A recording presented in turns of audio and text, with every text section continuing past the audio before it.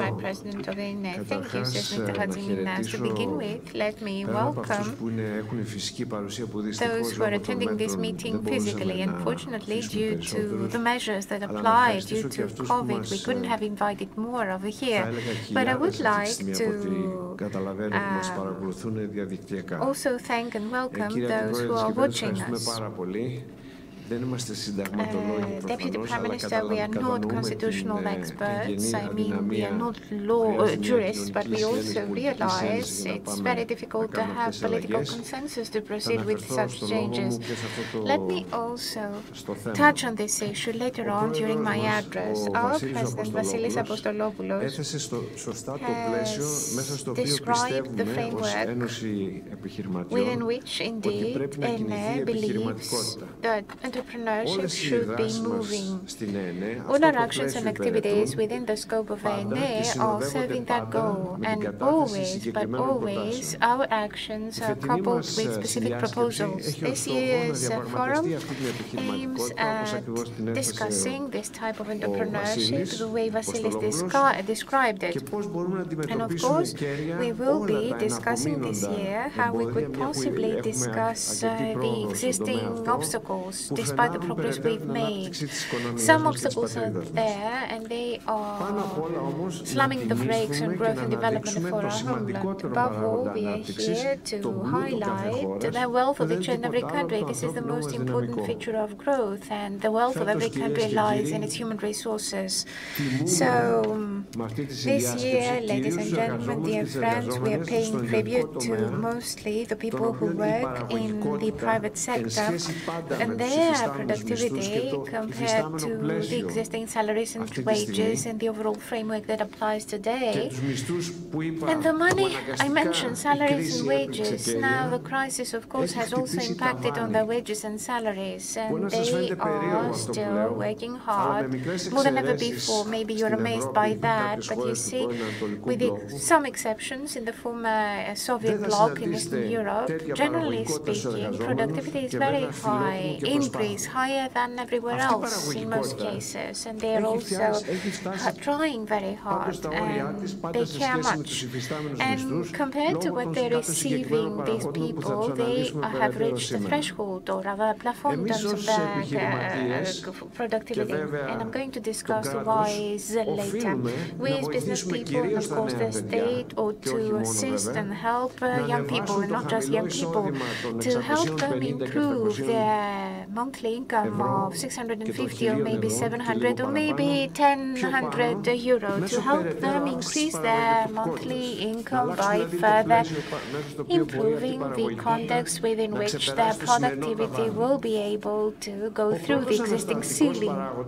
The first inhibiting factor is, as we've said, the non-wage cost.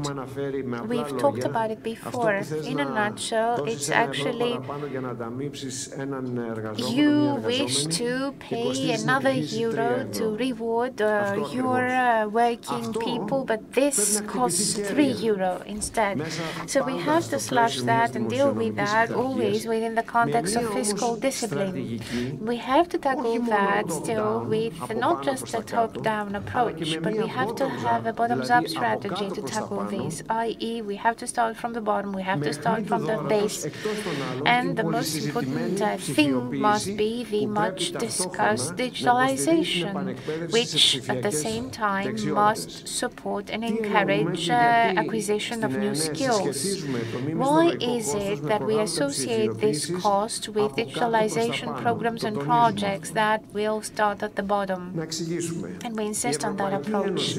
Let's explain why the European Union and the government are, and they are right to do so, working on digitalization and new education for upskilling and reskilling the human resources. But in order for us to make sure that we will not have a repetition of the past when things were happening to merely happen, these programs and projects must be aligned with the real needs of the enterprises, and some of them, or rather they have to provide some direct and immediate revenue new benefits to the people who will be investing their time to acquire new skills. And this must also provide incentives to businesses who will be investing in upskilling and reskilling or digitalization in general. Let us not kid ourselves. Productivity will rise thanks to digitalization indeed, but it will happen gradually. Productivity won't rise overnight, and so this radical change, this necessary change, can only happen the way I described before in order to benefit the people, the businesses and the economy. In other words, the critical parameter is the working people and mostly the young working people. Let's be straightforward. We, the owners or the senior managers, are normally older. So compared to the younger generation, we can't make digital leaps and bounds, but we still grasp the importance and their value. So here's our proposal, and it's simple and within the context of a current reality. So let's have at least 30% discount to the non-pecuniary, non-salary cost, which is a burden for everyone, just as long as businesses invest in reskilling and upskilling. So training their personnel in recognized institutions on the basis of strict criteria. Maybe we could have an exam taken in order to make sure that those who will graduate from these special training schools for upskilling and reskilling indeed have acquired new digital skills. For instance, when you have a person who receives 700 or 1,000 net per month, when now the cost is 116 for the working person and 180 for the business, or for 1,000, 185 and 667 respectively, so the total non-salary cost starts at 300 and goes all the way to 850 euro. So let's slash it by 30%, let's have a deduction of 30%, and therefore the amount will diminish or drop by 90 euro on average every month. This is the minimum. In order for this to happen, or rather this must also apply in a greater scale in order for everyone to be retrained, for as many to be re-educated and trained, and while making sure that this will not impact heavily on the costs and the revenue of the business people and the working people alike. Why shouldn't every employee have such a digital skill certificate? Nowadays, we have digital certificates for vaccination that will be beneficial for everyone and will also slash the cost for enterprises who wish to hire them or maybe give them more money. And this digital skills certificate will have to regularly be reboosted. So we have to change to make sure that at regular intervals people will be retrained.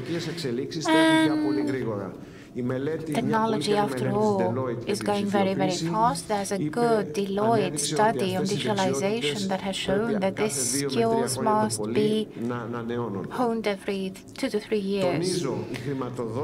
Let me insist on this. The funding and financing of this must come mostly through the RRF, or the European programs and projects, and it has to be a bottoms-up strategy that we opt for, not just start from the top. Can you imagine a young person who will eventually get to a higher post where the non-salaried costs will also increase? Don't you think that this is a good incentive for this person?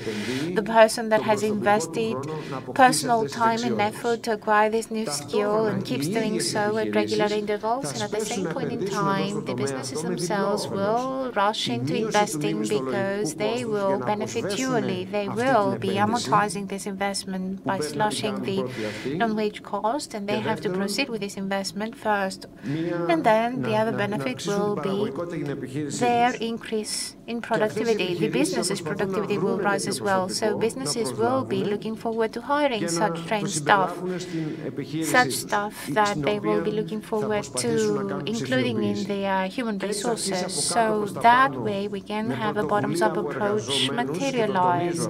The working people people will take the initiative because they have every reason to exert pressure on the business they work in order for them to be part of such a reskilling and upskilling program. And that's creating a virtuous circle where everyone will be, quote unquote, vaccinated to proceed with or to promote digitalization in order for the digital transformation, digital transition to happen, which is, after all, what we are aspiring to, given all the programs that are now being planned by both the European Union and the government. We have to make sure that the human resources indeed acquire these skills. This is what will make